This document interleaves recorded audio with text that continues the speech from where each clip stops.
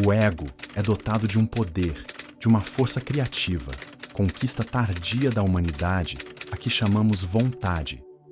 Carl Jung. Você já sentiu, depois de conversar com alguém, como se uma parte de você tivesse sido sugada?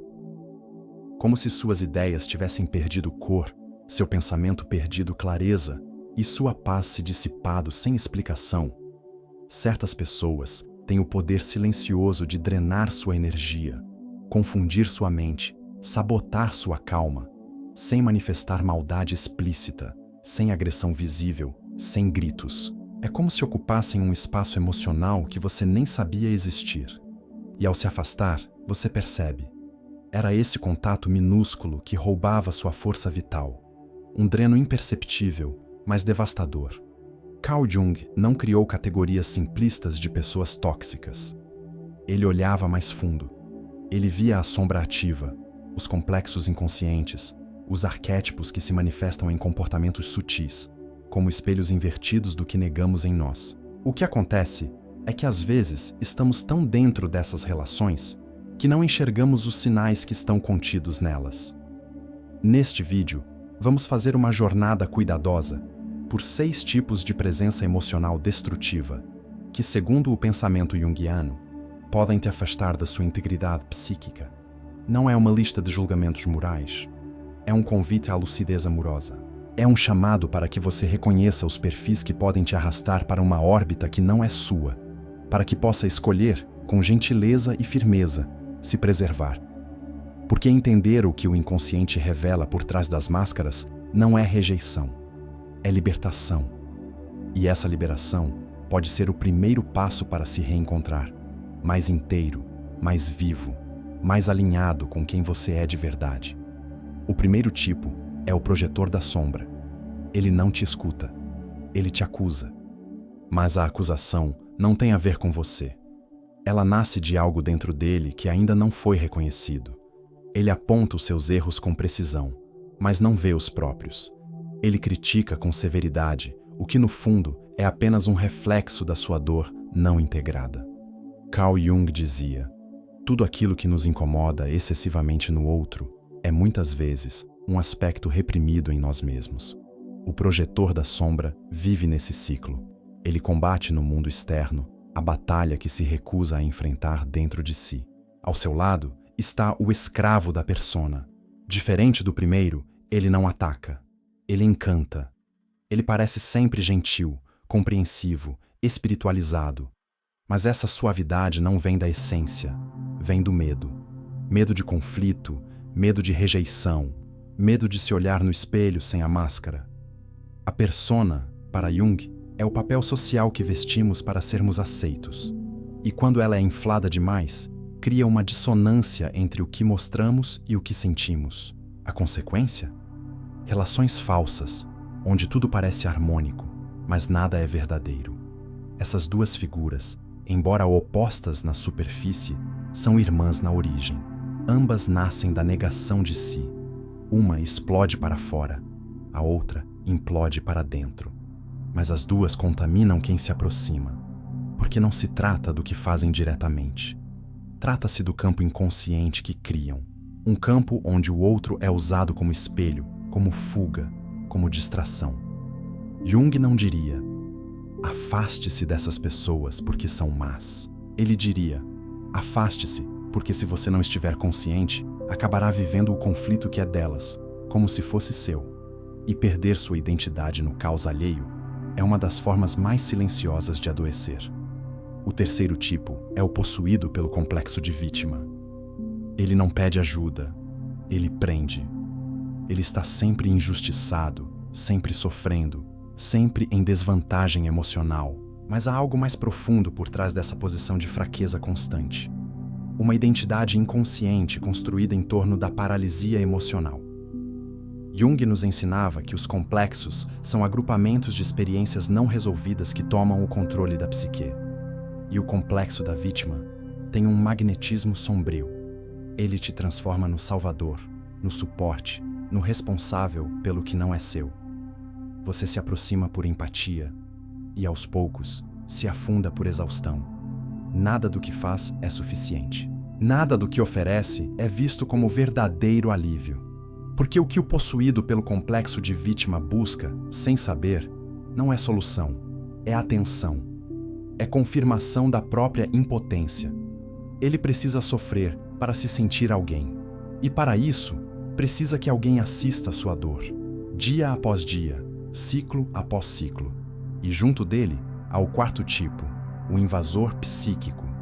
Mais perigoso porque muitas vezes é carismático, intenso, interessado. Ele te olha nos olhos, escuta com profundidade, se conecta rapidamente. Mas essa escuta é uma entrada, uma abertura, uma forma de se instalar, de colonizar sua psique com a própria presença. E quando você vê, está girando em torno dele. Suas emoções são mediadas pela reação dele. Sua paz depende da sua aprovação. Sua energia está drenada, mas você não sabe por quê.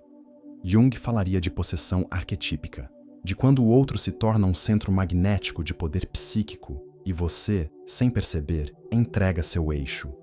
E o mais cruel, tanto a vítima quanto o invasor saem das relações mais fortes, enquanto você se sente menor, menos dono de si, menos vital, como se, ao se doar, tivesse esquecido de voltar, como se o outro tivesse feito morada dentro de você e mudado as fechaduras. O quinto tipo é o dissociado moral. Ele não grita, ele argumenta. Ele não se impõe com raiva, mas com lógica, com razão, com frases bem estruturadas e um olhar analítico que parece sempre acima da emoção. Mas há um vazio sutil nesse olhar. Jung reconheceria nele alguém desconectado da empatia profunda. Alguém que racionalizou tanto a vida que já não sente mais o impacto das próprias ações. E essa frieza, travestida de inteligência, pode ser uma das formas mais sofisticadas de destruição relacional. Ele relativiza tudo, justifica traições com argumentos, disfarça manipulações com preocupações. E aos poucos, você começa a duvidar do que sente, porque os sentimentos diante dele são tratados como exagero, como drama, como irracionalidade.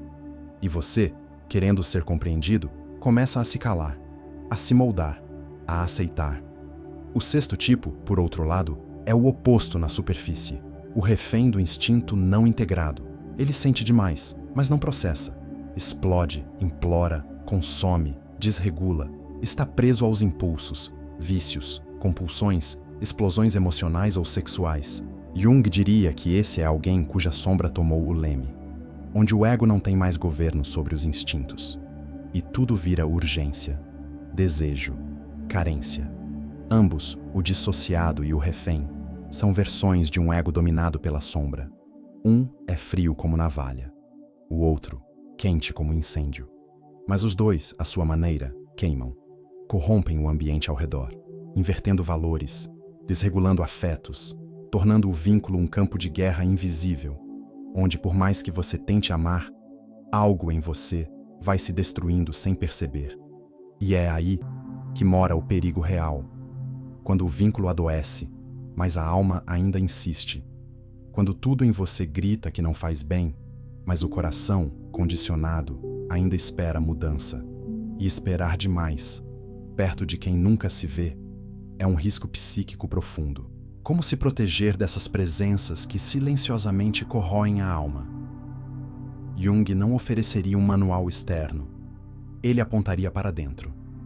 O primeiro passo não é fugir do outro, mas escutar a si mesmo em presença do outro. Faça silêncio ao lado de quem você convive. Observe sem pressa. O que seu corpo diz? Você se sente mais inteiro ou mais vazio? Mais livre ou mais culpado?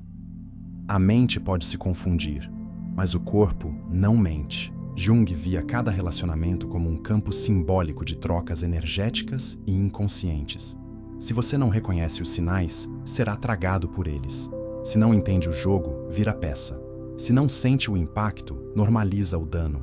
Por isso, o afastamento consciente é muitas vezes um ato de lucidez. E não precisa de brigas, nem de explicações longas, apenas de clareza. Clareza do que você sente, do que você permite e do que você já não está mais disposto a sacrificar. Você pode, com calma, se retirar, diminuir contato, redefinir prioridades, mudar sua frequência interna. Porque quando você muda por dentro, o laço se transforma por fora. E às vezes, o simples silêncio de quem se reconheceu já basta para dissolver a influência de quem estava ali apenas porque você havia se esquecido de si. Preservar sua psique não é egoísmo, é maturidade emocional, é respeito pela sua energia, pela sua história, pela sua missão mais íntima. Você não foi feito para orbitar a sombra alheia. Foi feito para iluminar o seu próprio caminho, mesmo que isso signifique caminhar sozinho por um tempo. Porque a solidão com paz vale mais do que qualquer vínculo que silenciosamente te apaga. As pessoas mais perigosas nem sempre são as que te gritam, te traem ou te machucam de forma explícita. São, muitas vezes, aquelas que entram devagar, que se instalam com afeto, que se misturam com a sua luz enquanto alimentam a sua sombra. São aquelas que fazem você duvidar de si mesmo, que distorcem sua percepção, que te convencem aos poucos de que o problema é você. Carl Jung nos ensina que o verdadeiro perigo não está apenas no outro, está na parte em nós que permite, que tolera, que se apega à destruição disfarçada de amor, que confunde intensidade com conexão, que chama de lealdade aquilo que no fundo é dependência emocional. Nomear esses tipos é apenas o começo. É um despertar, mas o passo seguinte é mais difícil. É se afastar. Mesmo quando há laços, mesmo quando há saudade, mesmo quando há história. Porque nenhuma história, por mais profunda, vale a sua paz de espírito. Nenhuma conexão, por mais intensa, vale sua saúde psíquica. E às vezes, o gesto mais espiritual que você pode fazer por si é um simples não. Um não silencioso. Um não sem briga. Um não dito apenas com a escolha de não deixar certas pessoas entrarem mais na sua alma, porque sua alma não é um lugar para qualquer um habitar. E quando você começa a cuidar desse espaço sagrado com mais firmeza, a vida muda. Você muda. E o mundo ao redor aprende a respeitar o que você finalmente decidiu proteger.